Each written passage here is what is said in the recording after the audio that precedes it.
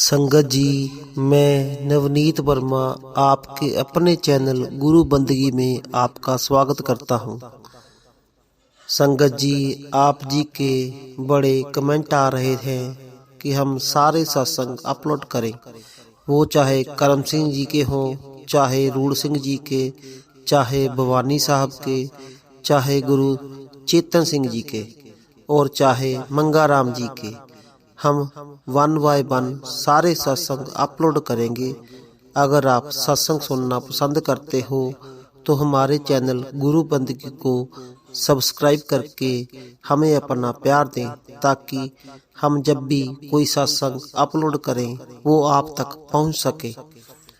सो संगत जी, आज का सत्संग भाई नंदलाल जी का है, जो कि करम सिंह जी का फरमाया हुआ है। सत्संग बहुत ही प्यारा है, एक आशिक का है। आइए प्यार से सत्संग सुनते हैं जी। गजल गजल भाई नंदलाल। ए जग सारा तेरे बाजो, ए जग सारा तेरे बाजो, हो हैरान खलोया बिरहो अग्नि विच सीना ओदा सड़ के कोला होया।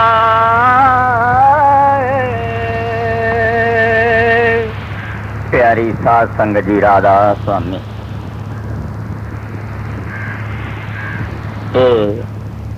श्री गुरु गोबिंद सिंह महाराज जी दे एक आशिक सिख भाई नंदलाल दी गजल है। इस गजल दे अंदर नंदलाल ने अपने प्रीतम दी बहुत ज्यादा उस्तत की है। जदों मुर्शिद देश स्वरूप दे विच हुंदा है, उदों सेवक उस दे शरीर दी, उस दे मुखड़े दी, उहदे वालां दी, उहदे दाढ़ी दी, उंगलियां दी, पैरां दी, चरनां दी सिफत करदा है कि मेरा मुर्शिद जिहड़ा है वो इस तरह दा है। सब नूं पता है कि नंदलाल गोया गजनी का रहन वाला सी। औरंगजेब दे पास दिल्ली नौकरी करदा सी। नंदलाल दे पिता का नाम छज्जू राम सी, वो भी शाही दरबार दे विच काम करदे सी। बहुत चंगे घराणे दे ये प्रेमी पुरुष सी और बड़े आलम फाजल गुणी ज्ञानी सी। एक दफा शाह ईरान की एक चिट्ठी आई, जिहड़ी कि औरंगजेब नूं लिखी गई सी। औरंगजेब ने वो फारसी की चिट्ठी जिहड़ी सी उहनूं पढ़ाउण वास्ते बहुत सारे मुलाणियां नूं इकट्ठे कीता और चंगे हाफिज पढ़े लिखे जिहड़े कुरान शरीफ दे बड़े खोजी सी, उन्होंने बुलाया, पर उस चिट्ठी का कोई अर्थ ना कढ़ सकिया। क्या बैठ जा बस एक पास। किसी ने कहा कि तुसी चिट्ठी नंदलाल नूं दे दिओ और नंदलाल तो ये चिट्ठी पढ़ाओ। नंदलाल उस चिट्ठी नूं लैके अपने घर चलिया गया। रात नूं उसने उहदा तर्जमा किया। सवेरे श्री गुरु गोबिंद सिंह महाराज जी नूं औरंगजेब नूं सुना दिता, क्योंकि ये श्री गुरु गोबिंद सिंह महाराज जी का दरबार का आशिक सी इन्हां दे पिता जी नौवीं पातशाही श्री गुरु तेग बहादुर महाराज जी दे सेवक सी। इस करके इहदा मन इस पासे नूं कई दफा खिंचदा सी।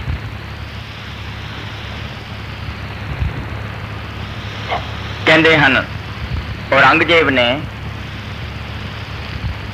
जदों इहदा तर्जमा चिट्ठी दा सुन लिया, खुश होने की बजाय नंद लाल दे नाल वैर रखना शुरू कर दिता। उन्हें कहा मुसलमाना ने इस चिट्ठी नूं पढ़ के नहीं सुना सके, एक हिंदू ने यह चिट्ठी पढ़ दी है। खैर गल बड़ी लम्मी है। नंद लाल नूं पता लग्या कि औरंगजेब जिहड़ा है दिलों मेरे नाल खार रखन लग गया है। औरंगजेब दे पास हुण रहना नंद लाल ने सोचा चंगा नहीं। रात नूं आप औरंगजेब दा दरबार छड्ड के आनंदपुर साहब की तरफ नूं चल पे।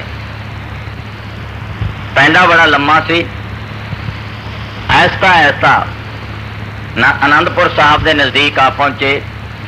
रस्ते दे विच एक बीबी खंजूर दियां बनाईयां होईयां चंगेरां बेचण लगी हुई सी। चंगेर बोईए नूं कहंदे हन। इसने एक टका दे के वो चंगेर खरीद लई और रस्ते च एक बगीचे दे विच बैठ के सोच विच विचार विच बैठा होया कहन लग्या जे मुर्शिद कामल होवेगा तां मैनू मेरा नाम लेके बुलावेगा, वरना मैं मुर्शिद कामल नहीं समझागा। 5 फुल तोड़े उस चंगेर दे विच पा के अपने सिर दे उत्ते रख के श्री गुरु गोबिंद सिंह महाराज जी दे दरबार दे अगे जाके आवाज मारनी शुरू कर दी, ले लो दिल। गुरु गोबिंद सिंह महाराज जी एक शिष्य नूं कहंदे हन कि पुछो ये की वेचदा है। कहंदे सच्चे पातशाह आवाज़ां जिहां मारदा है, कुछ कह रहा है। उन्हें कहा बुला के लियाओ। बुला के लियांदा गया। जदों दरबार विच नंद लाल आया, श्री गुरु गोबिंद सिंह महाराज कहंदे नंद लाल की वेचदा है। जदों ये गल कही तां नंद लाल दे जिहड़े शाकूक शक सी वो सारे खत्म हो गए। लोकी तां रब दी भी परख करन तो नहीं हटदे। गुरु गोबिंद सिंह महाराज जी ने नंद लाल नूं अपने कोल बिठा के पूछया की वेचदा है।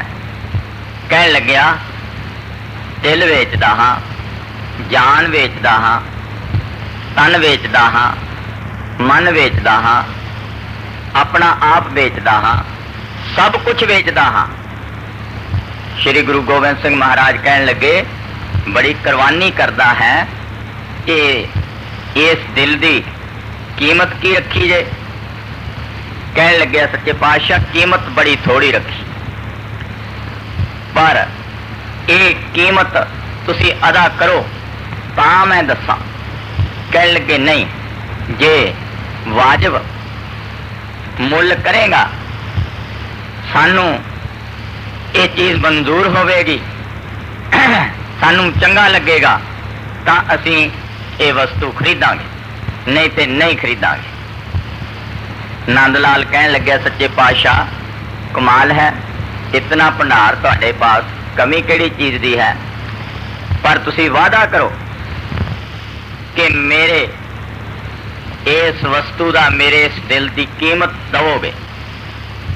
गुरु गोबिंद सिंह महाराज कहन लगे कि दसो कितने की कीमत है। ऊपर उंगली खड़ी करके कहन लग्या सच्चे पातशाह एक मेहर दी नजर। श्री गुरु गोबिंद सिंह महाराज कहन लगे सौदा महंगा है, चुक लै, नहीं असी लैना। कहंदे कमाल गल है, इहदे च केड़ी महंगे वाली गल है। कहन लगे एक मेहर दी नज़र दे नाल मैं कुल दुनिया नूं ठंडा कर दवां, तू कल्ला मेहर दी नज़र मंगदा है। नंद लाल भी बड़ा प्रेमी सी, घट नहीं सी। कहन लगे सच्चे पातशाह, मैं दिल वेच के, तन वेच के, मन वेच के, सब कुछ वेच के मंगदा हाँ। कोई ऐसा आशिक सिख है जेड़ा सब कुछ बेच के तुहाडे कोलों मेहर दी नज़र मंगण वास्ते अज तक आया होवे? श्री गुरु गोबिंद सिंह महाराज जी मुस्कुरा के उसनूं बिठा लिया और रहमत कर दी। जदों मुर्शिद कामल मेहर दी नज़र करदा है, नानक नदरी नदर निहाल निहाल कर दिंदा है। सब रोने धोने कर्म लेखे पत्ते सब मिटा दिंदा है, खत्म कर दिंदा है। मुर्शिद दी नज़र दे अंदर ये ताकत है। नंद लाल जदों गुरु गोबिंद सिंह महाराज जी ने मेहर दी नज़र की, उठ के खड़ा होके नचण लग गया। और नंद लाल फारसी दे विच, क्योंकि फारसी का बड़ा माहर सी, गजनी का रहन वाला सी, बड़ा अच्छा पढ़िया लिखिया सी, खड़ा होके इसने कविता बोलनियां शुरू कर दित्तियां। कहंदा दीन दुनिया, कहंदा दो जहान, दीन और दुनिया। दर कमंदे, कमंद रस्सी नूं कहंदे हन। दर कमंदे आ परी रुखसार मां, हर दो आलम कीमते एक तार मुवे यार मां। कहंदा दीन और दुनिया दो जहान एक तेरी लट दे नाल बन्ने हुए हैं, पर दो जहान तेरे एक रोम की कीमत नहीं पा सकते। दीन दुनिया दर कमंदे आ परी रुखसार मां, हर दो आलम कीमते एक तार मुए यार मां। मां नवे अरेम ताबे गम दाए मैगानियू, यक नगाहे जा फजायस बस बबत सरकार मां।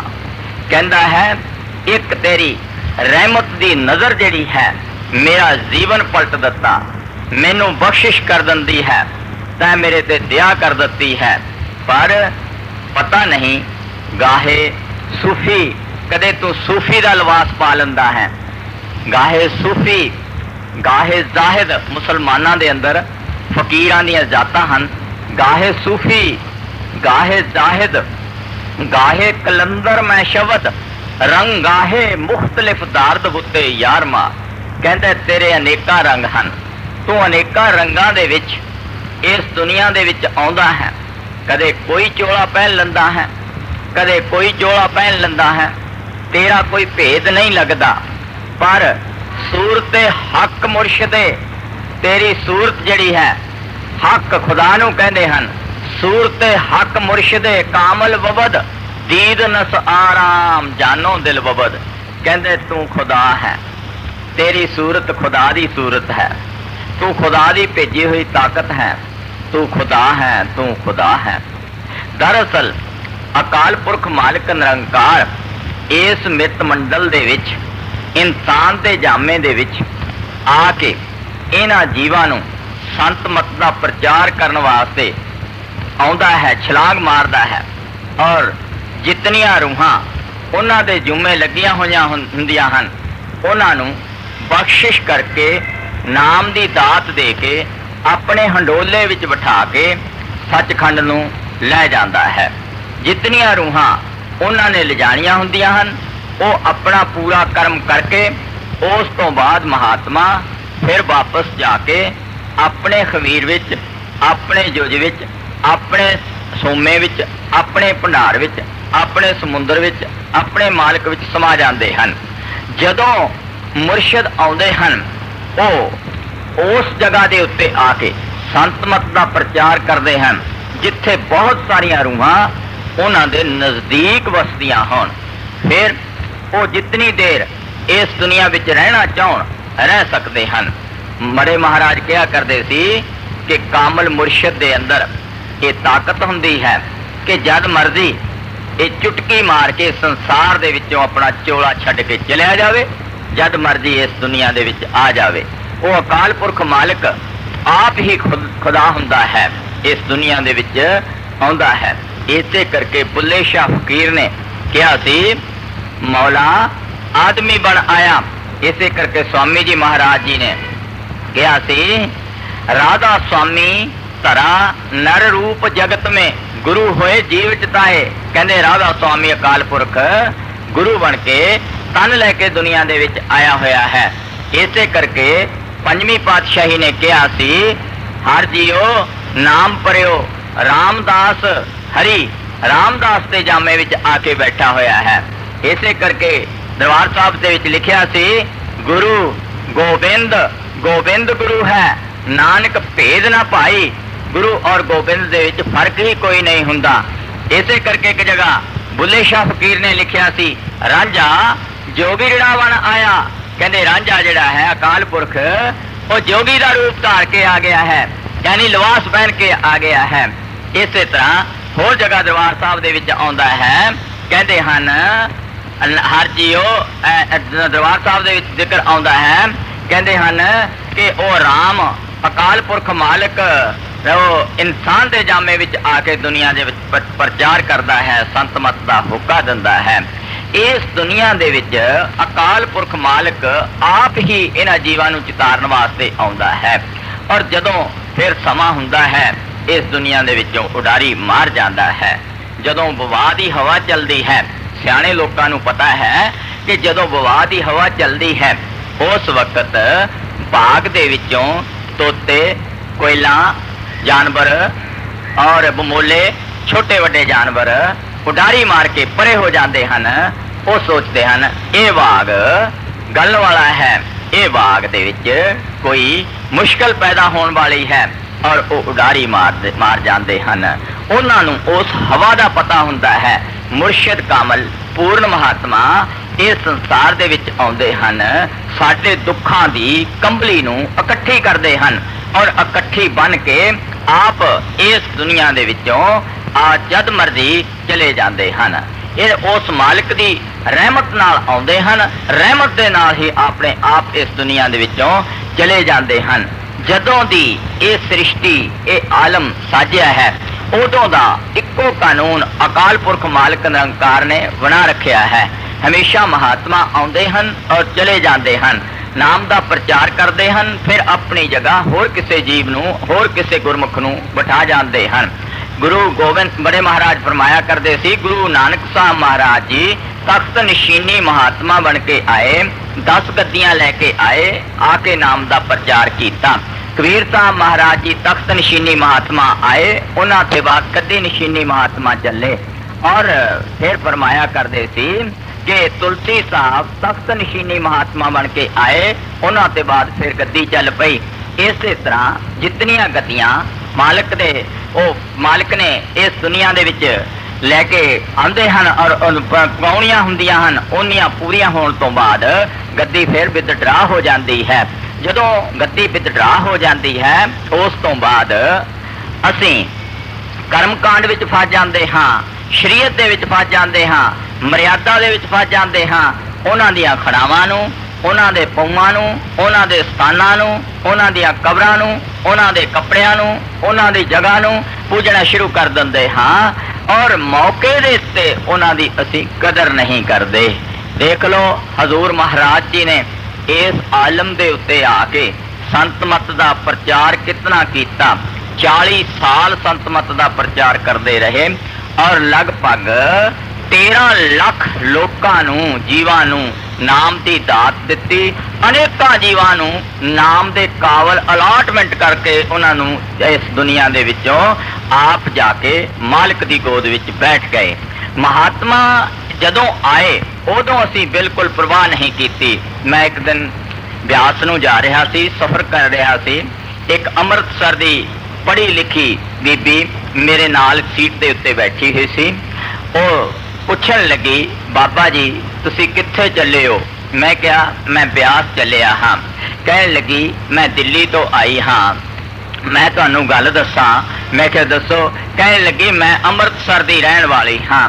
ਜਿਸ ਵਕਤ ਬਾਬਾ ਜੀ ਬਿਆਸ ਵਾਲੇ ਚੋਲਾ ਛੱਡ ਗਏ, ਸਾਡੇ ਮਹੱਲੇ ਦੇ ਵਿੱਚ ਬੜੀ ਹਾਹਾਕਾਰ ਮਚੀ। मैं क्या अच्छा। कहने लगी साडे बहुत सारे सत्संगी सी, मैं तुहानू की दसां, साडे महल्ले दे जिहड़े गैर सत्संगी भी सी वो भी उन्हां दे घरां दे विच जाके रोण लग गए। ऐसा लगन लग गया जिस तरह कोई परलों आ गई हुंदी है या बड़ी जबरदस्त आफत आ गई हुंदी है। पर कहने लगी मैं इतनी नकर्मी हाँ, मेरे नाल 3 होर टीचर पढ़ाउंदियां हन, मैं भी पढ़ाउंदी हाँ, पर वो मैनू हरेक हफ्ते कहंदियां सी चलो तुहानू ब्यास महाराज जी दे दर्शन कराइए। कहने लगी मैं नजदीक बन्ने ते रहंदी हुई महाराज जी दे दर्शन नहीं कर सकी और पुब मार के मेरे को रो पई। यानी नजदीक रहंदी हुई वो कामल मुर्शद दे दर्शन कर्मा तो बगैर नहीं कर सकी। सतगुरु दे दर्शन जिहड़े हन अकाल पुरख जदों किरपा करदा है तां गुरमुखां दी संगत मिलदी है। किरपा करे जिस पार ब्रह्म होवे साधु संग, ज्यों ज्यों ओ वधाइए त्यों त्यों हर स्यों रंग। जदों तक अकाल पुरख दी कृपा नहीं हुंदी कोई गुरमुखां दी संगत दे विच नहीं जांदा, ना ही कोई जाण वास्ते तैयार हुंदा है। गुरमुख इस दुनिया दे अंदर हमेशा ही आउंदे रहिंदे हन। हजूर महाराज जी ने देख लो डेरे दे विच कितना संत मत दा प्रचार किया। 20 मुल्कां दे विच हजूर महाराज जी बाहर गए। जिस दिन हजूर महाराज जी ने चोला छड्डिया, अमरीका दे अखबारां दे विच न्यूज़ निकली कि हिंदुस्तान दे विच एक क्राइस्ट आया सी, अज चोला छड्ड के चलिया गया है। यानी हजूर महाराज जी दे दा डंका कुल दुनिया दे विच वज चुकिया सी। भावें हजूर महाराज जी तन करके साडे सामने नहीं, लेकिन गुर मेरे संग सदा हर नाले। गुरु हमेशा अपने शिष्य दे अंदर बैठा हुंदा है। गुरु गोबिंद सिंह महाराज जी ने भी इसे करके कहा सी, खालसा मेरो रूप है खास, खालसे में हम करूं निवास। मैं खालसे दे अंदर बैठा होया हाँ। अपने सेवक नूं नाम दी दात दे के गुरमुख उस दे अंदर बैठ जाते हैं। दुनिया दे उत्ते चोला नाम दा प्रचार करने वास्ते धारते हैं। इस करके गुरमुख कदे संसार चों नहीं जाते, पर जिन्हों नाम गुरमुखां ने दिता होया हुंदा है ओहो ही उन्हां दे स्वरूप नूं अंदर वसा सकते हैं। दूसरे महात्मा तो असी कोई ज्ञान लै सकते हाँ, अपने संशय दूर कर सकते हाँ। संत मत प्रकाश भाग 5वें दे विच वड्डे महाराज जी ने कहा है कि गुरमुख दुनिया चों नहीं जाते, गुरमुख कदे नहीं मरते, गुरमुख सदा रहंदे हन। पर उन्हां वास्ते फायदा है जिन्हां ने उन्हां दा दीदार कीता है। जे कोई सोचे 10,000 वर्ष पहला महात्मा आए, उन्हां दा स्वरूप असी अंदर प्रगट कर लईए, नामुमकिन है। क्योंकि बिन गुर दिखिया कैसे ज्ञान, बिन पेखे को कैसे ध्यान, बिना देखे ते ध्यान नहीं किया जा सकता। इस करके मुर्शिद कामल सामने होवे, ओदा दीदार करके असी ओदे स्वरूप नूं अंदर ले जा सकते हाँ। मुर्शिद कामल हमेशा नाम दा प्रचार करते ही रहते हैं। अज नंद लाल गोया अपनी गजल दे विच अपने मुर्शिद दे दी उस्तत करदा होया ये गल कहंदा है, ए जग सारा तेरे बाजों हो हैरान खलोया ए, बिरहों अग्नि विच सीना ओदा सड़के गोला होया है। कहंदा है ये तेरे दीदार तो बगैर सारा संसार जिहड़ा है वो हैरानी दे नाल खड़ा होया है, तेरी उड़ीक दे विच खड़ा होया है, तेनूं तरसन लग्या होया है। जदों गुरु गोबिंद सिंह महाराज नंद लाल तो थोड़ा जिहा भी अगे पिछे हुंदे सी, उसे वक्त नंद लाल तड़फ उठदा सी। वराग दे विच आके ओ फारसी दे विच कविता लिखिया करदा सी। ओदा अर्थ किसी प्रेमी ने ये पंजाबी दे विच करके दसिया है। तो इस दे विच नंद लाल ने अपने मुर्शिद की बहुत ज्यादा उस्तत की है और बड़े विचारण योग है, बड़ा प्यार नाल पढ़न वाली है। अगे दसणगे हाँ जी। ए जग सारा तेरे बाजो, ए जग सारा तेरे बाजो, हो हैरान खलोया बिरहो अग्नि विच सीना ओदा सड़ के ਹੋਇਆ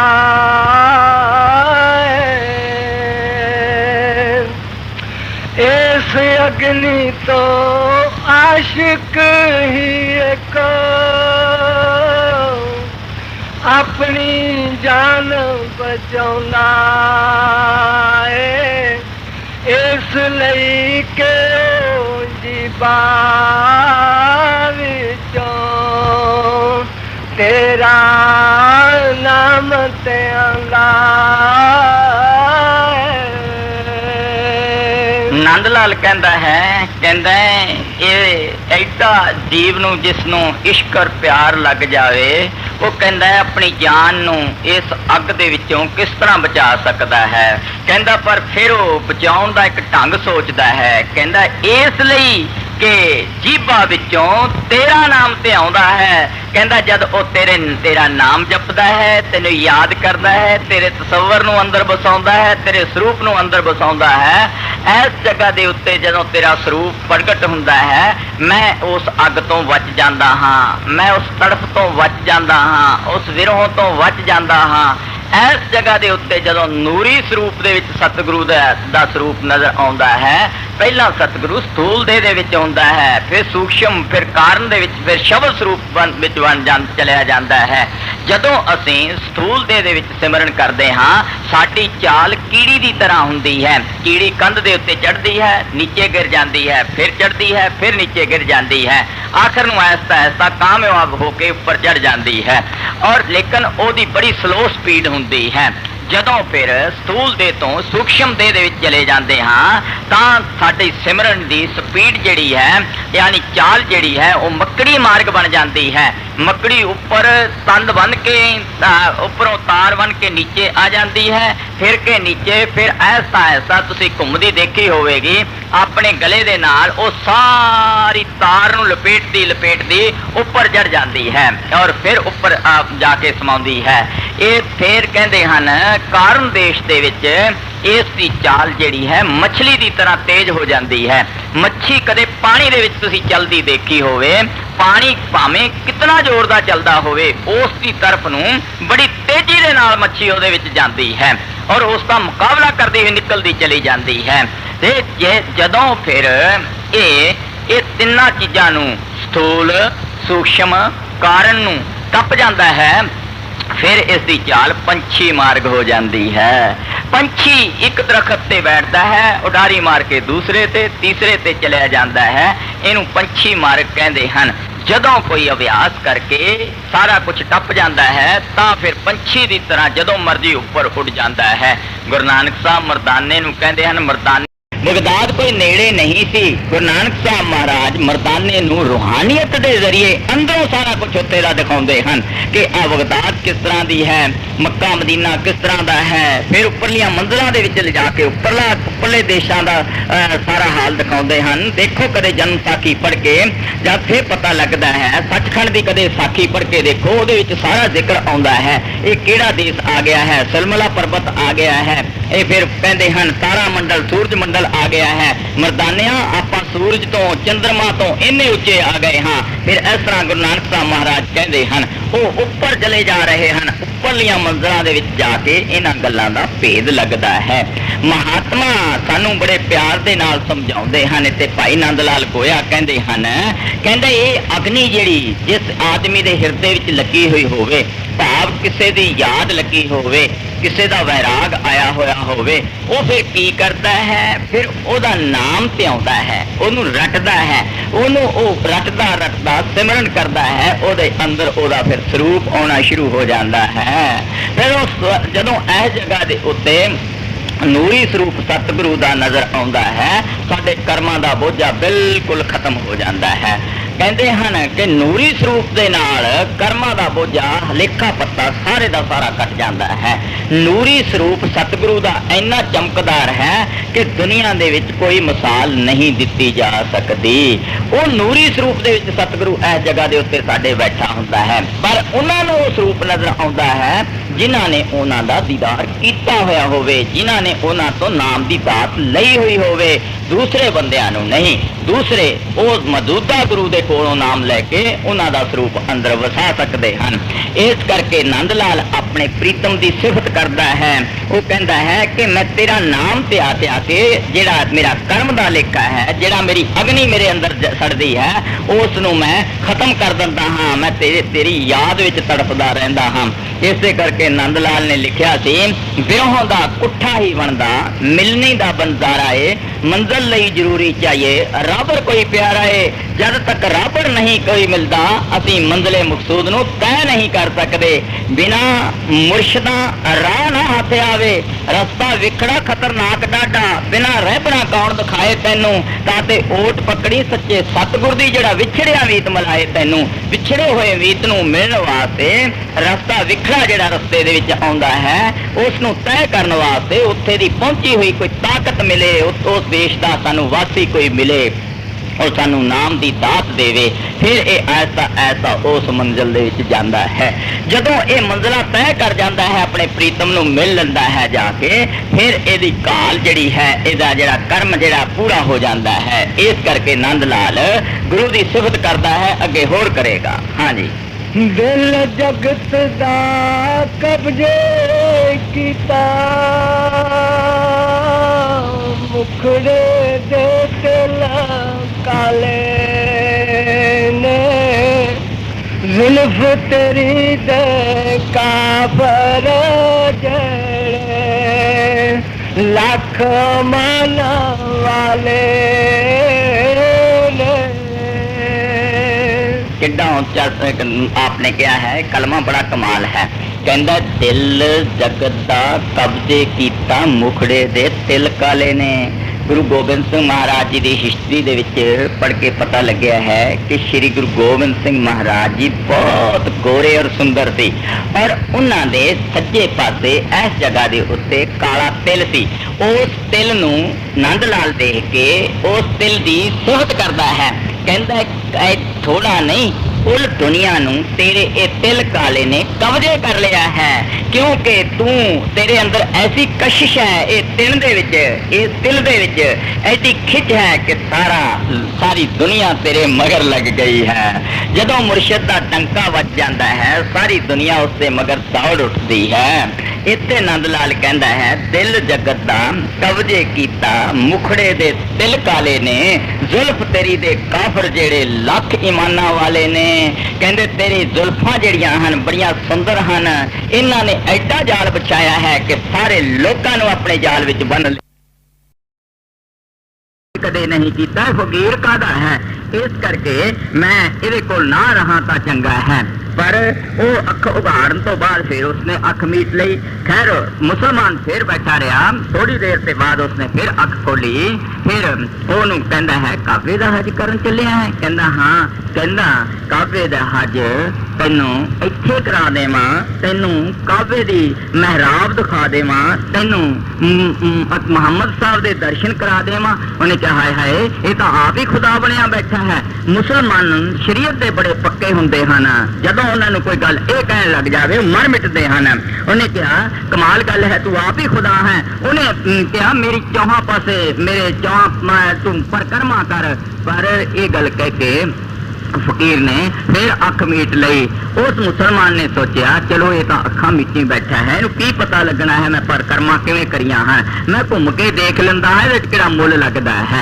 वो चौहां पासे घूम के परकर्म करके अगे बैठा। जदों उसने अखा मीट के ध्यान जरा अखा मीटियां, की देखदा है काबे दी महराब जिहड़ी है वो उस मुर्शद दे उस साधु दे उस प्रेमी दे पैर छोड़ लगी हुई है, और मुहम्मद साहब अगे खड़े हुए हैं। तू उठिया उच्ची उंगली करके कहता है अल्लाहू अकबर।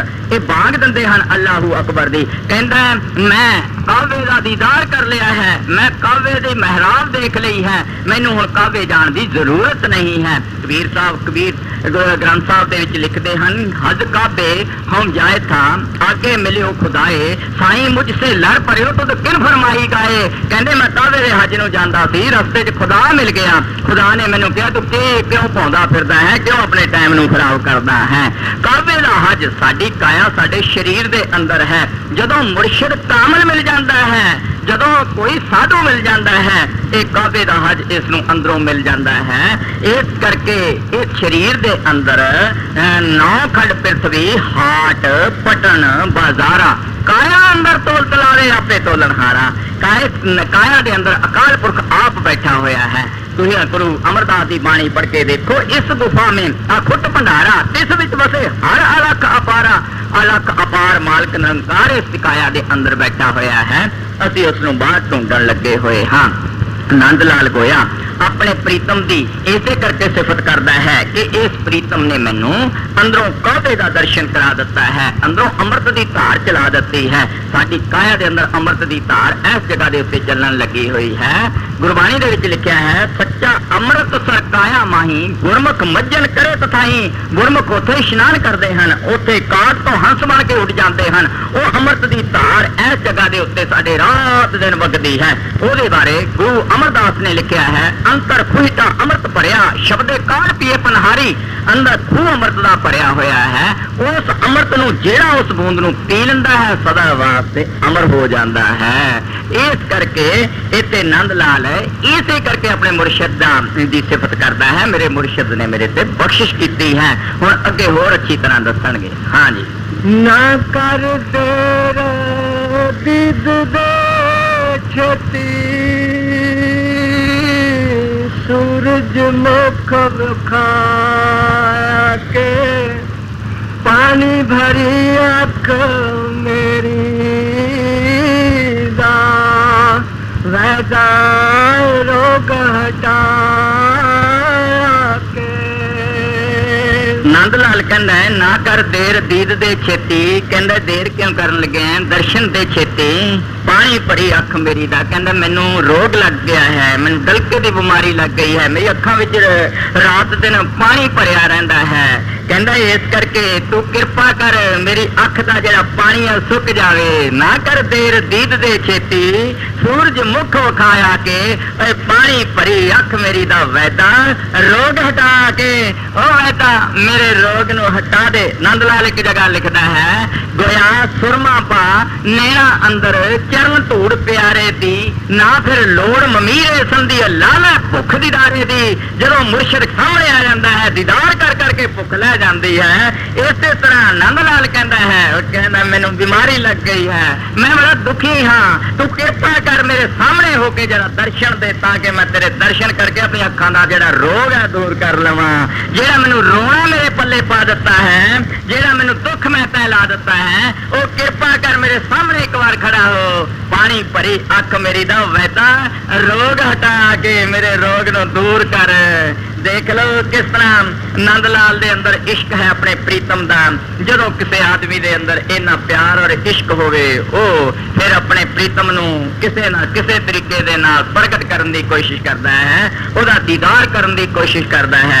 कदे देख पढ़िया होवेगा, बुले शाह फकीर जिहड़ा सी, उस नू जदों डेरे दे विचों कढ दिता अनायत शाह ने, वो तड़फदा रहा, कदे किते जावे, कदे किते जावे, कदे किसे नू कहे मैनू डेरे दे विच वाड़ दिओ, मैनू मेरे मुर्शिद नाल मिला दिओ। पर मुर्शिद दा बाहर बोर्ड लग्या होया सी कि कोई कदे भी बुल्लिया बुला अंदर ना वड़े। बाहर सेवादार खड़ा कीता होया सी। कहंदे हन जिहड़ा बुल्ले शाह दा गुर भाई सी बारिश शाह फकीर, वो अनायत शाह दे पास रहिंदा सी। एक दिन बुल्ले शाह ने किसी ने पूछा, अज अनायत शाह कित्थे है? उन्होंने कहा अनायत शाह इशनान करन लग्या होया है। कहंदे कित्थे इशनान करदा है? कहंदे गुसलखाने विच वड़िया होया है, गुसलखाने दे चौहां पासे घुमदा फिरदा है, सुंघदा फिरदा है। कहंदा मेरा मुर्शिद इत्थे होवेगा, मेरा मुर्शिद ऐ चलदा होवेगा। जदों असीं डेरे जांदे हां, देख लो असीं देखदे हां मेरा मुर्शिद दी कार इत्थे की लंघदी सी, मेरा ਮੁਰਸ਼ਿਦ ਜਿਹੜਾ ਹੈ ਇਸ ਵਕਤ ਤਰ੍ਹਾਂ ਸਟੇਜ ਦੇ ਉੱਤੇ ਆ ਕੇ ਚੜ੍ਹਦਾ ਸੀ। ਮੇਰਾ ਮੁਰਸ਼ਿਦ ਜਦੋਂ ਨਜ਼ਦੀਕ ਸਟੇਜ ਦੇ ਆਉਂਦਾ ਸੀ ਮੈਂ ਕਿਤਨਾ ਸ਼ਾਂਤੀ ਆਉਂਦੀ ਸੀ। ਮੇਰਾ ਮੁਰਸ਼ਿਦ ਜਦੋਂ ਆ ਕੇ ਦ੍ਰਿਸ਼ਟੀ ਪਾਉਂਦਾ ਸੀ, ਲੰਗਰ 'ਚ ਜਾਂਦਾ ਸੀ, ਠੁਮਕ ਠੁਮਕ ਤੁਰਦਾ ਸੀ। ਉਹ ਗੱਲਾਂ ਯਾਦ ਰਹਿੰਦੀਆਂ ਹਨ। ਇਸੇ ਤਰ੍ਹਾਂ ਅਨੈਤ ਸ਼ਾਹ ਨੂੰ ਬੁੱਲੇ ਸ਼ਾਹ ਯਾਦ ਕਰਦਾ ਫਿਰੀ ਜਾਂਦਾ ਹੈ, ਕਦੇ ਕਿਸੇ ਪਾਸੇ ਜਾਂਦਾ ਹੈ, ਕਦੇ ਕਿਸੇ ਪਾਸੇ ਜਾਂਦਾ ਹੈ। ਅੰਦਰੋਂ ਆਵਾਜ਼ ਆਉਂਦੀ ਹੈ, ਗੜਬੀ ਖੜਕਦੀ ਹੈ, ਇਸ਼ਨਾਨ ਕਰ ਰਿਹਾ ਹੈ ਅਨੈਤ ਸ਼ਾਹ। ਬੁੱਲੇ ਸ਼ਾਹ ਨੇ ਜਿੱਥੋਂ ਪਾਣੀ ਨਿਕਲਦਾ ਸੀ ਉਸ ਨਾਲੀ ਦੇ ਵਿੱਚ ਆਪਣਾ ਸਿਰ ਲਾ ਦਿੱਤਾ ਔਰ ਪਾਣੀ ਬੰਦ ਕਰ ਦਿੱਤਾ। ਕਹਿੰਦੇ ਹਨ ਬਾਰਿਸ਼ ਸ਼ਾਹ ਨੂੰ ਅਨੈਤ ਸ਼ਾਹ ਨੇ ਕਿਹਾ ਕਿ ਬਾਂਸ ਦੇ ਨਾਲ ਜਰਾ ਇਹ ਗਲੀ ਜਿਹੜੀ ਹੈ ਇਹਦੇ ਚ ਸੁੱਡਾ ਅੜ ਗਿਆ ਹੈ, ਇਸ ਨੂੰ ਕੱਢ ਦੇ। ਉਹਨੇ ਬਾਂਸ ਮਾਰਿਆ, ਬੁੱਲੇ ਸ਼ਾਹ ਦੇ ਸਿਰ ਦੇ ਵਿੱਚ, ਕਪਾਲ ਦੇ ਵਿੱਚ ਲੱਗਿਆ, ਬੜੇ ਜ਼ੋਰ ਨਾਲ ਲੱਗਿਆ। ਉੱਠਿਆ, ਨੱਚਣਾ ਸ਼ੁਰੂ ਕਰ ਦਿੱਤਾ, ਨੱਚੀ ਚਲਿਆ ਜਾਂਦਾ ਹੈ। ਕਹਿੰਦਾ ਮੈਨੂੰ ਇਸ ਗੱਲ ਦੀ ਪਰਵਾਹ ਨਹੀਂ ਹੈ। ਕਹਿੰਦਾ ਬੁੱਲੇ ਦੀ ਕੀ ਹਾਲਤ ਪੁੱਛਦੇ, ਲੱਪ ਮਿੱਟੀ ਤੇ ਇੱਕ ਬੁੱਕ ਛਾਈ ਦਾ।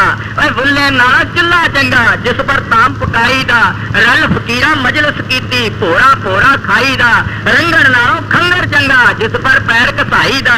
ਰੱਬ ਦਾ ਆਸ਼ਕੋ ਬਣੇ ਬੁੱਲਿਆ ਜੋ ਬੱਕਰਾ ਬਣੇ ਕਸਾਈ ਦਾ। ਰੱਬ ਦਾ ਆਸ਼ਕ ਤਾਂ ਉਹ ਬਣਦਾ ਹੈ ਜਿਹੜਾ ਆਪਣੇ ਆਪ ਨੂੰ ਕੋਹ ਕੇ ਰੱਖ ਦੇਵੇ। ਕਹਿੰਦੇ ਹਨ ਫਿਰ ਜਦੋਂ ਨਾ ਕੋਈ ਚਾਰਾ ਚੱਲਿਆ ਕੰਜਰਾਂ ਦੇ ਨਾਲ ਰਲ ਗਿਆ। ਕੰਜਰਾਂ ਦੇ ਨਾਲ ਕੰਜਰੀ ਬਣਿਆ, ਮੇਰਾ ਕੁਛ ਨਹੀਂ ਕਰਦਾ ਮੈਨੂੰ ਹੱਸ ਹੱਸ ਯਾਰ ਮਨਾਵਣ ਦੇ। ਕੰਜਰਾਂ ਦੇ ਨਾਲ ਚਲਿਆ ਗਿਆ। ਉਹ ਨੱਚਣਾ ਸਿੱਖਿਆ, ਨੱਚਣਾ ਸਿੱਖ ਕੇ ਫਿਰ ਬੁੱਲੇ ਸ਼ਾਹ ਦੇ ਪਾਸ ਆ ਕੇ ਨੱਚਿਆ। ਬੁੱਲੇ ਨੇ ਕਿਹਾ ਅਨੈਤ ਸ਼ਾਹ ਦੇ ਪਾਸ ਆ ਕੇ ਨੱਚਿਆ। ਬੁੱਲੇ ਸ਼ਾਹ ਨੂੰ ਕਹਿੰਦਾ ਹੈ ਅਨੈਤ ਸ਼ਾਹ ਬੁੱਲੇ ਕਿਤੇ ਤੂੰ ਬੁੱਲਾ ਤਾਂ ਨਹੀਂ? ਕਹਿੰਦਾ ਬੁੱਲਾ ਨਹੀਂ ਭੁੱਲਾ ਹਾਂ। ਛਾਤੀ ਨਾਲ ਲਾ ਲਿਆ। ਫਿਰ ਬੁੱਲੇ ਸ਼ਾਹ ਨੇ ਉੱਚੀ ਦੇ ਕੇ ਕਿਹਾ ਉਹਦਾ ਨੱਚਣਾ ਵਾਦਤ ਹੋ ਜਾਂਦਾ। ਵਾਦਤ ਭਗਤੀ ਨੂੰ ਕਹਿੰਦੇ ਹਨ। ਉਹਦਾ ਨੱਚਣਾ ਵਾਦਤ ਹੋ ਜਾਂਦਾ ਜਿਹਨੂੰ ਯਾਰ ਰਜਾਉਣ ਦਾ ਚੱਜ ਹੋਵੇ। ਉਹ ਕਾਬੇ ਫੇਰਾ ਨਹੀਂ ਪਾਉਂਦਾ ਜਿਹਨੂੰ ਯਾਰ ਮਿਲਣ ਨਾਲ ਹੱਜ ਹੋਵੇ। ਜਿਹਨੂੰ ਯਾਰ ਮਿਲਣ ਨਾਲ ਹੱਜ ਹੋ ਜਾਵੇ ਉਹ ਕਾਬੇ ਕੀ ਕਰ ਉਸਨੇ ਜਾਣਾ ਹੈ। ਸਾਡਾ ਕਾਬਾ ਸਾਡਾ ਮੁਰਸ਼ਿਦ ਸੀ, ਸਾਡਾ ਕਾਬਾ ਸਭ ਕੁਛ ਉਹ ਸੀ। ਮੁਰਸ਼ਿਦ ਦਾ ਦੀਦਾਰ ਹੈ ਬਾਹੂ, ਸਾਨੂੰ ਲੱਖ ਹਜ਼ਾਰਾਂ ਹੱਜਾਂ ਹੋ, ਅਨੇਕਾਂ ਲੱਖਾਂ ਕਰੋੜਾਂ ਹੱਜ ਜਿਹੜੇ ਹਨ ਮੁਰਸ਼ਿਦ ਦੇ ਚਰਨਾਂ ਵਿੱਚ ਹਨ।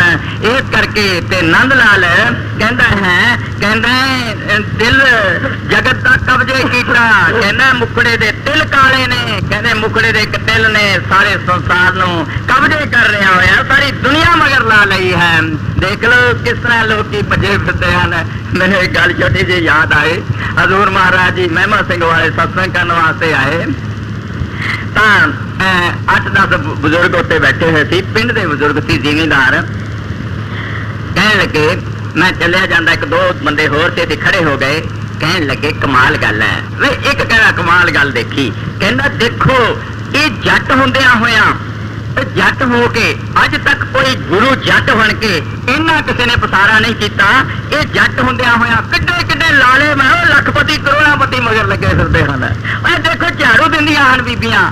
ਉਹ ਬੀਬੀਆਂ ਝਾੜੂ ਦਿੰਦੀਆਂ ਉੱਥੇ ਦੇਖੀਆਂ ਗਈਆਂ ਜਿਹੜੀਆਂ ਨੇ ਕਦੇ ਆਪਣੇ ਘਰ ਦੇ ਵਿੱਚ ਰੋਟੀ ਨਹੀਂ ਸੀ ਪਕਾਈ। ਉਹ ਹੱਥਾਂ 'ਚ ਚੱਪਲਾਂ ਪਕੜੀਆਂ ਹੋਈਆਂ, ਫਟਾਫਟ ਝਾੜੂ ਦੇਣ ਲੱਗੀਆਂ ਹੋਈਆਂ ਹਨ। ਗਰਦ ਤੇ ਨਹੀਂ ਡਰਦੀਆਂ ਕਿਉਂਕਿ ਉਹਨਾਂ ਦੇ ਅੰਦਰ ਆਪਣੇ ਪ੍ਰੀਤਮ ਦਾ ਪਿਆਰ ਸੀ, ਆਪਣੇ ਪ੍ਰੀਤਮ ਦੇ ਦੀਦਾਰ ਦਾ ਸ਼ੌਕ ਸੀ। ਇਸੇ ਕਰਕੇ ਤਰ੍ਹਾਂ ਨੰਦ ਲਾਲ ਦੇ ਅੰਦਰ ਆਪਣੇ ਪ੍ਰੀਤਮ ਦਾ ਇਸ਼ਕ ਲੱਗਿਆ ਹੋਇਆ ਹੈ। ਹੁਣ ਅੱਗੇ ਦੱਸਣਗੇ।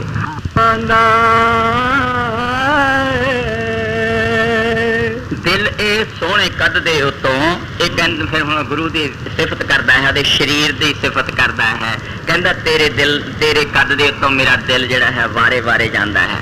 ਤੇਰੇ ਤੋਂ ਮੇਰੀ ਰੂਹ ਕੁਰਬਾਨ ਜਾਂਦੀ ਹੈ। ਤੇਰਾ ਸਰੂਪ ਦੇਖ ਕੇ ਮੈਨੂੰ ਧਰਾਸ ਆਉਂਦੀ ਹੈ, ਤ੍ਰਿਪਤ ਆਉਂਦੀ ਹੈ, ਸ਼ਾਂਤੀ ਆਉਂਦੀ ਹੈ। ਜਦੋਂ ਹਜ਼ੂਰ ਮਹਾਰਾਜ ਜੀ ਸਟੇਜ ਦੇ ਉੱਤੇ ਆ ਕੇ ਬੈਠਦੇ ਸੀ, ਪਹਿਲਾਂ ਪਾਠੀ ਸ਼ਬਦ ਪੜ੍ਹਦਾ ਰਹਿੰਦਾ ਸੀ, ਫਿਰ ਉਹ ਇਸ਼ਾਰਾ ਕਰਦੇ ਸੀ ਜਰਾ ਕੁ, ਫਿਰ ਇਸ਼ਾਰਾ ਕਰਨ ਤੋਂ ਬਾਅਦ ਸ਼ਬਦ ਸ਼ੁਰੂ ਹੁੰਦਾ ਸੀ। ਫਿਰ ਮਹਾਰਾਜ ਜੀ ਦੇ ਮੂੰਹ ਦੇ ਵਿੱਚੋਂ ਇਹ ਬਾਣੀ ਹਜ਼ੂਰ ਗੁਰੂ ਨਾਨਕ ਸਾਹਿਬ ਮਹਾਰਾਜ ਜੀ ਦੀ ਹੈ। ਜਦੋਂ ਇੰਨਾ ਲਫ਼ਜ਼ ਕਹਿੰਦੇ ਸੀ ਸਾਰੀ ਦੁਨੀਆ ਨੂੰ ਠੰਡਕ ਆ ਜਾਂਦੀ ਸੀ, ਕਿਉਂਕਿ ਇੱਕ ਅੱਖਰ ਜੋ ਗੁਰਮੁਖ ਜਾਪੇ ਤਿਸਕੀ ਨਿਰਮਲ ਸੋਈ, ਉਹਦੇ ਦੀਵਾਨ ਦੇ ਵਿੱਚੋਂ ਨਿਕਲੇ ਹੋਏ ਲਫ਼ਜ਼ ਜਿਹੜਾ ਹੁੰਦਾ ਸੀ ਉਹ ਅਕਸੀਰ ਇੱਕ ਮਰਮ ਹੁੰਦੀ ਸੀ, ਸਾਰੇ ਦਿਲਾਂ ਦੇ ਉੱਤੇ ਉਸ ਦਾ ਅਸਰ ਹੋ ਜਾਂਦਾ ਸੀ। ਇਹ ਕਾਮਲ ਮੁਰਸ਼ਿਦ ਦੀਆਂ ਨਿਸ਼ਾਨੀਆਂ ਹੁੰਦੀਆਂ ਹਨ। ਕਾਮਲ ਮੁਰਸ਼ਿਦ ਦੀ ਨਿਸ਼ਾਨੀ ਹੀ ਇਹ ਹੈ ਕਿ ਕਾਮਲ ਮੁਰਸ਼ਿਦ ਜਿਹੜਾ ਹੈ ਉਹ ਇੱਕੋ ਚੀਜ਼ ਦੱਸਦਾ ਹੈ ਔਰ ਉਹਦੇ ਖਿੱਚੀਆਂ ਹੋਈਆਂ ਰੂਹਾਂ ਉਸ ਦੀ ਤਰਫ ਨੂੰ ਦੌੜੀਆਂ ਚਲੀਆਂ ਜਾਂਦੀਆਂ ਹਨ। और वो एक लफज दुनिया नू एकता और नाम का हुक्का दिंदा है। मजहब कौम देश का कोई झगड़ा पैदा नहीं करता। वो इको गल कहता है, शब्द मरे मन निर्मल संतो ए पूजा थाए पाई। इस शब्द नू नीवा शब्द दे विच लीन होके नीवे होके उस मालिक की भगती करो। इसे तरह नंद लाल कहता है, मेरे अंदर इन्ना विरहों और प्यार है, वैराग है। दिल ए सोहने कद दे उत्ते वारे सदके जांदा है। रूह तेरे रूह दे उत्तों अपना आप कमांदा है। इन्ना विरहों और प्यार दे विच लीन होया होया है और अपने मुर्शिद दियां रात दिन गल्लां सुनदा है। जदों गुरु नानक साहब महाराज जी ने चोला छड्ड दिता तां अंगद देव जी महाराज बड़े व्याकुल होए, बहुत सोच दे विच रहन लग गए, जिस तरह किसी के हाथों कोई बहुत कीमती चीज गुम हो गई होवे। ओ इधर उधर डावाडोल फिरदे सी। एक दिन उन्होंने वाले नू बुलाया, वालिया जरा मेरी गल सुन, मैं मेरे मुर्शिद की कोई कहानी सुना, मुर्शिद की कोई गल सुना। वाले ने कोल बैठ के गुरु नानक साहब महाराज जी की कथा और कहानी सुनानी शुरू कर दी, जी जन्म साखी दे विच सारी लिखी हुई है। उहदे च लिखा है कि गुरु साहब फिर दो तीन दिन बेदेह रहंदे सी, देह तो यानी सुरत ऊपर चली जाती थी और 10वें द्वार दे विच चले अपने मुर्शिद दे दीदार करते सी। और रोज फिर कह दिंदे सी, वालिया बड़ा आनंद आया, मेरे मुर्शिद की कोई कहानी सुना। क्योंकि हर किया कथा कहानियां जड़ियां हन और मालिक दे घर दियां जड़ियां कथा कहानियां हन, कोई प्रेमी आके सानू सुनाउंदा है, कोई गुरमुख सज्जन सानू आके सुनाउंदा है। इसे करके दरबार साहब दे विच कहा है, तै साहिब की बात जे आखे कहो नानक क्या दीजे, कहने सीस वड्डे कर वैसन दीजे विन सिर सेव करीजे। फिर एक जगह होंदा है, हुण तन हुण मन अर्पी सब तन अर्पी, अर्पी सब देसा और सिर अर्पी तिस मीत प्यारे। जो प्रभ दे संदेशा, जे मेरे प्रीतम का कोई संदेश आके दवे, मैं उसके अगे सारा कुछ अपना चढ़ा देवां, मैं सारा कुछ उसके अर्पण कर देवां। इस तरह संदेश दिंदे हन। नंद लाल गोया अपने प्रीतम की सिफत करता चलिया जा रहा है। हुण अगे होर दसणगे। हाँ जी, गोया अपने आशिक वाला हाल करा पुछया, बिरहो पुठे दिल मेरे दी है, बाकी बस ही दुआ। नंद लाल का तखल्लस सी गोया, ओदा गोत सी, इस करके गोया लिखता है, कहंदा गोया अपने आशिक वाला हाल एक ना पुछण बिरहों पुठे दिल मेरे दी बाकी है बस यही दुआ। कहंदा पर एक मेरी इको दुआ है कि एक बार मेरे सामने आके मेरा हाल तां पुछ लै, मेरे बारे मैनू पुछता लै, एक बार मैनू कोई ना झलकता दिखा जा। प्यार दे विच विराग दे विच तड़पण लग्या होया है। इन्ना प्यार जब तक आशिक दे दिल दे विच ना होवे तद तक अपने प्रीतम दे देश नहीं पहुंच सकता। तां प्रीतम दे देश विच पहुंचदा है जब इन्ना प्यार और विराग अपने अंदर जाग जावे। दिल्ली दे विच निजामुद्दीन औलिया एक फकीर होया है, ओदा अमीर खुसरो ओदा सेवक सी। और निजामुद्दीन औलिया जिहड़ा सी उसने कुछ दिन पहला अपने सत्संगियां दे विच बैठ के दस्सिया गया कि मैं चोला छड्डांगा जदों याद रखना उदों ये जिहड़ा अमीर खुसरो है इत्थे नहीं होवेगा, किते बाहर गया होया होवेगा। जिद्दन वो जदों आवेगा उसनूं पता लगेगा तां उसने उसे वक्त मैनू याद करके चोला छड्ड देना है। पर एक गल याद रखियो, जदों वो चोला छड्ड देवे ओदी कबर जिहड़ी है मेरी कबर दे नजदीक जिस कब्रस्तान दे विच मैनू दब्बिया होवे उत्थे उसनूं नहीं दबना।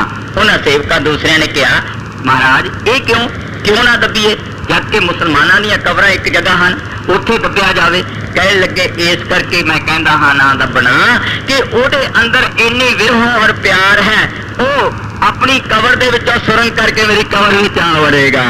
एडा प्यार ਉਹਦੇ ਹਿਰਦੇ ਵਿੱਚ ਹੈ। ਹਜ਼ੂਰ ਮਹਾਰਾਜ ਜੀ ਨੇ ਜਿਸ ਦਿਨ ਚੋਲਾ ਛੱਡਿਆ, ਇੱਕ ਆਸ਼ਿਕ ਪ੍ਰੇਮੀ ਹਸਪਤਾਲ ਦੇ ਉੱਪਰ ਖੜ ਕੇ ਸਿਕੰਦਰਪੁਰ ਉਸਨੇ ਤੀਸਰੀ ਮੰਜ਼ਿਲ ਤੋਂ ਛਲਾਂਗ ਮਾਰ ਦਿੱਤੀ। ਔਰ ਦਰਬਾਰ ਸਾਹਿਬ ਦੀ ਬਾਣੀ ਦੇ ਵਿੱਚ ਆਉਂਦਾ ਹੈ, ਜਿਸ ਪਿਆਰੇ ਸੋਨੇ ਤਿਸ ਅੱਗੇ ਮਰ ਚੱਲੀਏ, ਤਿਰਕ ਜੀਵਨ ਸੰਸਾਰ ਤਾਂ ਕੇ ਪਿੱਛੇ ਜੀਵਣਾ। ਤਿਰਕ ਜੀਵਨ ਹੈ ਸੰਸਾਰ ਦੇ ਵਿੱਚ, ਉਸ ਤੋਂ ਬਾਅਦ ਰਹਿਣਾ। ਇਸ ਤਰ੍ਹਾਂ ਜਿਨ੍ਹਾਂ ਦੇ ਅੰਦਰ ਇਸ਼ਕ ਹੁੰਦਾ ਹੈ, ਪਿਆਰ ਹੁੰਦਾ ਹੈ। ਜਦੋਂ ਵੱਡੇ ਮਹਾਰਾਜ ਜੀ ਨੇ ਚੋਲਾ ਛੱਡਿਆ, ਇੱਕ ਬੀਬੀ ਟਾਂਗੇ ਦੇ ਵਿੱਚ ਚਲੀ ਜਾ ਰਹੀ ਸੀ। ਟਾਂਗਾ ਜਦੋਂ ਸੜਕ ਦੇ ਪੁਲ ਦੇ ਉੱਤੋਂ ਪਾਸ ਹੋਇਆ, ਉੱਥੇ ਕਿਸੇ ਬੰਦੇ ਨੇ ਉਸ ਨੂੰ ਦੱਸਿਆ ਕਿ ਬੀਬੀ ਬਾਬਾ ਜੀ ਮਹਾਰਾਜ ਚੋਲਾ ਛੱਡ ਗਏ ਹਨ। ਕਹਿੰਦੀ ਅੱਛਾ। ਉਸ ਟਾਂਗੇ ਵਾਲੇ ਨੂੰ ਕਹਿੰਦੀ ਹੈ, ਜਿਹੜਾ ਭਰਾ ਟਾਂਗਾ ਖੜਾ ਕਰ ਲੈ। ਉਹਨੇ ਉਹ ਟਾਂਗਾ ਖੜਾ ਕਰਿਆ, ਉਹ ਨੋਟ ਆਪਣੇ ਜੇਬ ਦੇ ਵਿੱਚੋਂ ਕੱਢਿਆ ਉਸਨੇ 10 ਰੁਪਏ ਦਾ। ਕਹਿੰਦੀ ਲੈ ਪੈਸੇ ਆਪਣੀ ਤੂੰ ਆਪਣਾ ਕਿਰਾਇਆ ਲੈ ਲੈ। ਉਹ ਕਹਿੰਦਾ ਬੀਬੀ 4 ਆਨੇ ਮੈਨੂੰ ਇੱਕ ਪੌਲਾ ਚਾਹੀਦਾ ਹੈ, ਤੇਰੇ ਕੋਲ 10 ਦਾ ਨੋਟ ਹੈ। ਕਹਿੰਦੀ ਚੱਲ ਇਹ ਭਿੱਜੀ ਜਾਣਾ ਹੈ, ਖਰਾਬ ਹੀ ਹੋ ਜਾਵੇਗਾ, ਤੂੰ ਇਹ 10 ਦਾ ਨੋਟ ਹੀ ਰੱਖ ਲੈ। ਉਹਨੇ ਕਿਹਾ ਬੀਬੀ ਮੈਂ ਤਾਂ ਇੱਕ ਚਵਾਨੀ ਲੈਣੀ ਹੈ, ਤੂੰ ਚੰਗੇ ਪਾਸੇ ਚੱਲੀ ਹੈ, ਇਸ ਕਰਕੇ ਮੈਂ ਤੇਰੇ ਕੋਲੋਂ 10 ਦਾ ਨੋਟ ਕਿਉਂ ਲਵਾਂ। ਉਹਨੇ ਕਿਹਾ ਨਹੀਂ ਤੂੰ ਸਾਰੇ ਰੱਖ ਲੈ। ਮੁੜੀ ਪਿੱਛੇ ਆ ਕੇ ਦਰਿਆ ਜਿਹੜਾ ਵਿਆਸਦਾ ਹੈ ਉਹਦੇ ਪੁਲ ਦੇ ਉੱਪਰ ਖੜੀ ਹੋ ਕੇ ਵਿੱਚ ਛਲਾਂਗ ਮਾਰ ਦਿੱਤੀ ਕਿ ਮੇਰਾ ਮੁਰਸ਼ਿਦ ਚਲਿਆ ਗਿਆ ਹੈ, ਮੈਂ ਵੀ ਇਸ ਸੰਸਾਰ ਦੇ ਵਿੱਚੋਂ ਚਲੇ ਜਾਣਾ ਹੈ। ਇਸਦਾ ਵਿਰਾਗ ਹੋਣਾ ਚਾਹੀਦਾ ਹੈ। ਨੰਦ ਲਾਲ ਆਪਣੇ ਪ੍ਰੀਤਮ ਦੀ ਯਾਦ ਦੇ ਵਿੱਚ ਕੀ ਕੁਛ ਨਹੀਂ ਕਹਿ ਰਿਹਾ, ਦੇਖ ਲਓ ਕਿੱਡਾ ਇਸ ਦਾ ਕਲਾਮ ਹੈ। ਹੁਣ ਅੱਗੇ ਹੋਰ ਦੱਸੇਗਾ। ਹਾਂਜੀ। ਸੀਨਿਆਂ ਦੇ ਵਿੱਚ ਲੱਗਦੀ ਅਗਨੀ, ਤੇਰੇ ਬਿਨਾ ਦੀਦਾਰੇ ਦੇ ਦੋ ਜਗ ਹੈਰਾਨ ਖੜੇ ਨੇ, ਬਾਜੋ ਤੇਰੇ ਦੀਦਾਰੇ ਦੇ। ਨੰਦ ਲਾਲ ਦੇ ਅੰਦਰ ਬੜਾ ਇਸ਼ਕ ਔਰ ਪਿਆਰ ਹੈ। ਨੰਦ ਲਾਲ ਕਹਿੰਦਾ ਹੈ, ਕਹਿੰਦੇ ਸੀਨਿਆਂ ਦੇ ਵਿੱਚ ਲੱਗਦੀ ਅਗਨੀ, ਬਾਝੋਂ ਤੇਰੇ ਦੀਦਾਰੇ ਦੇ, ਦੋਵੇਂ ਲੋਕ ਹੈਰਾਨ ਖੜੇ ਨੇ, ਬਾਝੋਂ ਇੱਕ ਪਿਆਰੇ ਦੇ। ਸਤਿਗੁਰੂ ਤੇ ਬਾਝ ਇਹ ਸੰਸਾਰ ਜਿਹੜਾ ਹੈ ਮੁਰਝਾ ਜਾਂਦਾ ਹੈ। ਜਦੋਂ ਹਜ਼ੂਰ ਮਹਾਰਾਜ ਜੀ ਨੇ ਚੋਲਾ ਛੱਡਿਆ, ਮੈਂ ਉੱਥੇ ਡੇਰੇ ਸ਼ਾਮ ਨੂੰ ਜਾ ਪਹੁੰਚਿਆ ਸੀ। ਦੇਖਿਆ ਜਾਂ ਰਸਤੇ ਦੇ ਵਿੱਚ ਦੇਖਿਆ, ਗੱਡੀ ਦੇ ਵਿੱਚ ਅਸੀਂ ਜਦੋਂ ਗਏ ਤਾਂ ਗੱਡੀ ਦੇ ਵਿੱਚ ਗੈਰ ਸਤਸੰਗੀ ਗੱਲਾਂ ਕਰਦੇ ਸੀ, ਹਾਏ ਹਾਏ ਐਡਾ ਮੁਰਸ਼ਦ ਅੱਜ ਵੀ ਇਸ ਦੁਨੀਆ ਵਿੱਚੋਂ ਚਲਿਆ ਗਿਆ ਹੈ, ਹਾਏ ਹਾਏ ਦੁਨੀਆ 'ਚ ਪਰਲੋਂ ਆ ਗਈ ਹੈ, ਇਹ ਕੀ ਹੋ ਗਿਆ। ਗੱਲਾਂ ਹੁੰਦੀਆਂ ਜਾਂਦੀਆਂ ਸੀ। ਅੱਗੇ ਉਤਰ ਕੇ ਗਏ, ਡੰਗਰ ਕੀ, ਜਾਨਵਰ ਕੀ, ਦਰਖਤ ਕੀ ਜਿਹੜੇ ਸੀ ਸਭ ਨੀਵੀਂ ਪਾ ਚੁੱਕੇ ਸੀ, ਜਿਸ ਤਰ੍ਹਾਂ ਕੋਈ ਬੜੀ ਜ਼ਬਰਦਸਤ ਆਫਤ ਆ ਗਈ ਹੋਵੇ। ਮੁਰਸ਼ਿਦ ਕਾਮਲ ਦਾ ਸੰਸਾਰ ਦੇ ਵਿੱਚੋਂ ਜਾਣਾ ਕਿਤੇ ਸੌਖੀ ਜਿਹੀ ਗੱਲ ਨਹੀਂ ਹੈ। ਲੇਕਿਨ ਹਰ ਇੱਕ ਆਦਮੀ ਨੂੰ ਇਸ ਗੱਲ ਦਾ ਕੀ ਪਤਾ ਲੱਗ ਸਕਦਾ ਹੈ, ਜਿਨ੍ਹਾਂ ਦੇ ਅੰਦਰ ਇਹ ਰੋਗ ਲੱਗਿਆ ਹੋਇਆ ਹੈ ਉਹਨਾਂ ਨੂੰ ਇਸ ਗੱਲ ਦਾ ਪਤਾ ਹੈ। ਨੰਦ ਲਾਲ ਗੋਇਆ ਕਹਿੰਦਾ ਹੈ, ਕਹਿੰਦੇ ਸੀਨਿਆਂ ਦੇ ਵਿੱਚ ਲੱਗ ਗਈ ਅਗਨੀ, ਤੇਰੇ ਬਿਨਾਂ ਦੀਦਾਰੇ ਦੇ, ਦੋਵੇਂ ਜਗ ਹੈਰਾਨ ਖੜੇ ਨੇ, ਵਾਜੋਂ ਤੇਰੇ ਬਾਝੋਂ ਇੱਕ ਪਿਆਰੇ ਦੇ। ਇੱਕ ਦਫਾ ਨੰਦ ਲਾਲ ਨੇ ਦਰਵਾਜ਼ਾ ਖਟਕਾਇਆ ਗੁਰੂ ਗੋਬਿੰਦ ਸਿੰਘ ਮਹਾਰਾਜ ਜੀ ਦਾ। ਦਰਵਾਜ਼ਾ ਖਟਖਟਾ ਕੇ ਅੱਖਾਂ ਤੇ ਪੱਟੀ ਬੰਨੀ ਖੜਾ ਸੀ। ਗੁਰੂ ਸਾਹਿਬ ਅੰਦਰੋਂ ਨਿਕਲੇ, ਮੁਸਕਰਾ ਕੇ ਕਹਿੰਦੇ ਨੰਦ ਲਾਲ ਪੱਟੀ ਕਿਉਂ ਬੰਨ ਰੱਖੀ ਜੇ? ਹੱਸ ਕੇ ਕਹਿੰਦੇ ਹਨ, ਕਹਿੰਦਾ ਇਸ ਕਰਕੇ ਬੰਨੀ ਹੈ, ਇੱਕ ਮੁਸਕਰਾਹਟ ਸਾਕੀਆ ਤੇਰੀ ਲੱਖਾਂ ਭੜਕਣ ਉਠਾ ਦੇਵੇ, ਮੈਨੂੰ ਫਰਸ਼ਾਂ ਉੱਤੇ ਗਿਰੇ ਇਹਨੂੰ ਅਰਸ਼ਾਂ ਵਿੱਚ ਬਚਾ ਦੇਵੇ। ਕਿ ਤੂੰ ਹੱਸ ਪਵੇਂ ਮੈਨੂੰ ਦੇਖ ਕੇ, ਬਸ ਇਸੇ ਕਰਕੇ ਪੱਟੀ ਬੰਨ ਕੇ ਆਇਆ ਸੀ। ਜਦੋਂ ਕਿਸੇ ਦੇ ਅੰਦਰ ਪਿਆਰ ਔਰ ਰਾਗ ਹੋਵੇ, ਉਹ ਕੋਈ ਨਾ ਕੋਈ ਚਿੱਤਰ ਖੇਲ ਕੇ ਆਪਣੇ ਉਹਦਾ ਹਾਸਾ, ਉਹਦਾ ਪਿਆਰ ਲੈਣਾ ਚਾਹੁੰਦਾ ਹੈ। ਇਸੇ ਤਰ੍ਹਾਂ ਨੰਦ ਲਾਲ ਵੀ ਆਪਣੇ ਪ੍ਰੀਤਮ ਨੂੰ ਖੁਸ਼ ਕਰਦਾ ਹੈ। ਹੁਣ ਅੱਗੇ ਦੱਸਣਗੇ। ਹਾਂਜੀ। ਲੈ ਕੇ ਤੇਰੇ ਦਰ ਦੀ ਮਿੱਟੀ, ਆਸ਼ਕ ਅੱਖੀ ਪਾਉਂਦਾ ਏ, ਉਹ ਸੁਰਮਾ ਲੈਣਾ ਵਾਲੇ ਸਾਰੇ ਰੋਗ ਮਿਟਾਉਂਦਾ। ਲੈ ਕੇ ਤੇਰੇ ਦਰਦੀ ਮਿੱਟੀ ਆਸ਼ਕ ਅੱਖੀ ਪਾਉਂਦਾ ਏ। ਇੱਕ ਦਫਾ ਵੱਡੇ ਮਹਾਰਾਜ ਜੀ ਛੋਟੇ ਸਤਸੰਗ ਘਰ ਦੇ ਵਿੱਚੋਂ ਸਤਸੰਗ ਕਰਕੇ ਨਿਕਲੇ ਬਾਹਰ, ਤਾਂ ਮਹਾਰਾਜ ਜੀ ਨੇ ਘੰਟਾ 1.5 ਘੰਟਾ ਸਤਸੰਗ ਕੀਤਾ। ਥੋੜੀ ਸੰਗਤ ਹੁੰਦੀ ਸੀ। ਬਾਹਰ ਬੀਬੀਆਂ ਭਾਈ ਮਗਰ ਦੌੜ ਪਏ। महाराज जी अगे चले जा रहे थे। बीबियां ने कच्ची जगह सी, महाराज जी जिथे जिथे चलते सी उन्होंने पैरों की मिट्टी इकट्ठी करके चुन्नियां जमनी शुरू कर दी। महाराज जी मुड़ के आके कहते कक मैं हुण तक 1.5 घंटा मगज खपाई की तुसी ये मेरा कुछ पल्ले नहीं बनिया, आ मिट्टी पल्ले बननी शुरू कर दी। कह लगे सच्चे पातशाह तुसी कहा नहीं सी बे मुर्शिद चरना की मिट्टी जी है वो लैनी चाहिए है। महाराज जी कह लगे मैं जी मिट्टी तुहानू दसी है वो तो नूरी स्वरूप के चरना की उपर की दसी है, ये पैरों की मिट्टी नाल खाक नाल कुछ नहीं बनना। ये नंद लाल वो चरना की मिट्टी का जिक्र करता है, लेकिन तेरे चरना की मिट्टी आशिक अखी पांदा है, इहो सुरमा नैना वाले सारे रोग मिटांदा है। वो सुरमा जो अखां दे विच पै जावे ये मरम असीर मरम है, सारे रोग मिटा देवे, सारे रोग ही साडे खत्म हो जाते हैं। जदों मुर्शिद कामल दा अंदरों नूरी स्वरूप दा जदों झलक अंदर पै जाती है, उसका जिक्र करते जा रहे हैं। सारे दुख कट के भी सानू मुर्शिद सुख दिंदा है।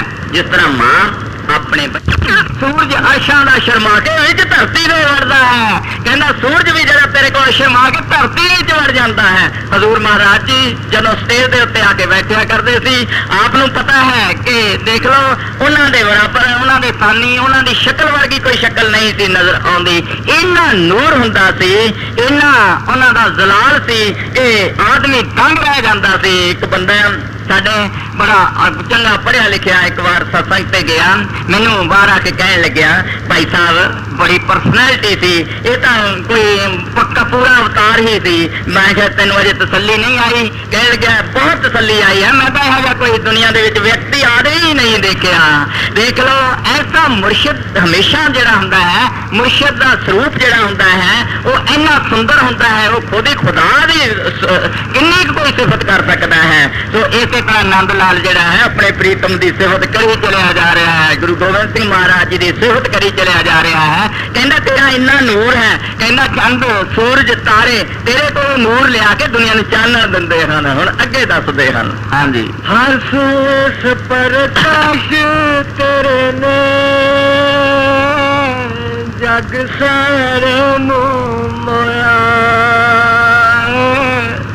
कुंडला भरिया जुल्फा ते आशिक पैदा होया। नंद लाल एक दफा गुरु गोबिंद सिंह महाराज जी के घर जिथे वसते सी रहिंदे सी उत्थे अंदर चलिया गया। गुरु साहब इशनान करके केस खिलारे हुए सी नीचे नूं ते केस क्योंकि नंद लाल जिहड़ा सी वो खड़ा खड़ा ही कविता बोल दिंदा सी और गुरु गोबिंद सिंह महाराज जी केस खिलार के खड़े हुए सी, सताउण लगे हुए सी। उत्थे जाके उसे वक्त कहता हरसों इस प्रकाश तेरे ने जग सारे नूं मोया है, कुंडला भरिया जुल्फां उत्ते आशिक भौरा होया है।